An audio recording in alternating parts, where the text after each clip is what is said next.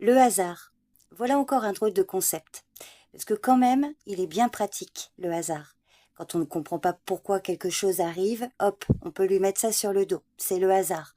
Et voilà, affaire classée. Une rencontre complètement improbable, hasard. Un événement qui arrive pile au bon moment, hasard.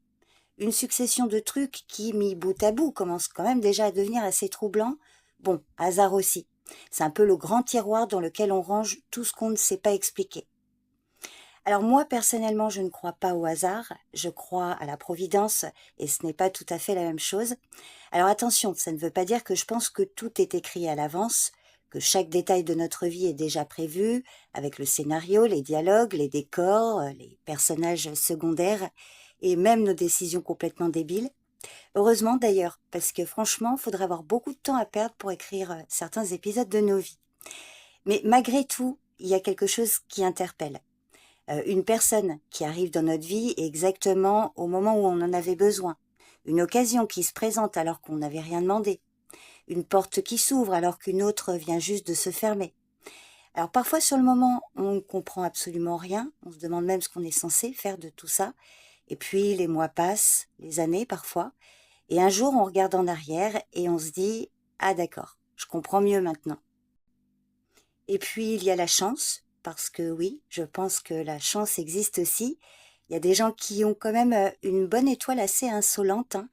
Ceux qui trouvent une place de parking alors que tout le monde tourne depuis 20 minutes. Ceux qui rencontrent exactement la bonne personne au bon moment. Ceux qui tombent sur une opportunité presque sans la chercher. Et puis il y a les autres, ceux qui peuvent faire 3 fois le tour du parking, voir quelqu'un prendre la dernière place sous leur nez et 5 minutes plus tard se prendre la pluie en sortant de la voiture. Alors là, curieusement, on parle beaucoup moins de providence, on parle plutôt de malédiction. Et pourtant, peut-être que la providence, c'est justement pas ça. Peut-être qu'elle n'est pas là pour nous éviter les problèmes, elle ne nous permet pas une vie facile, elle ne nous garantit pas un parcours parfaitement droit, sans détour, sans mauvaise surprise, et sans moment où on se demande franchement ce qu'on est venu foutre dans cette galère. Elle peut simplement mettre certaines choses sur notre route, une rencontre, une idée, une occasion, un changement, parfois même un détour qu'on n'avait absolument pas prévu, et ensuite, c'est à nous de voir ce qu'on en fait.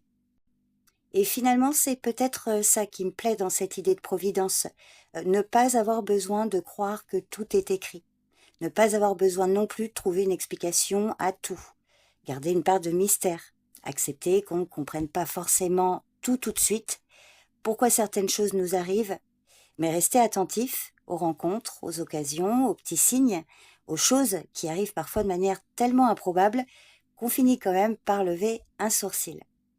Alors, hasard, chance, coïncidence, providence, je ne vais pas prétendre avoir la réponse à tout, mais quand quelque chose arrive exactement au moment où il fallait que ça arrive, j'ai quand même un peu de mal à appeler ça simplement un hasard.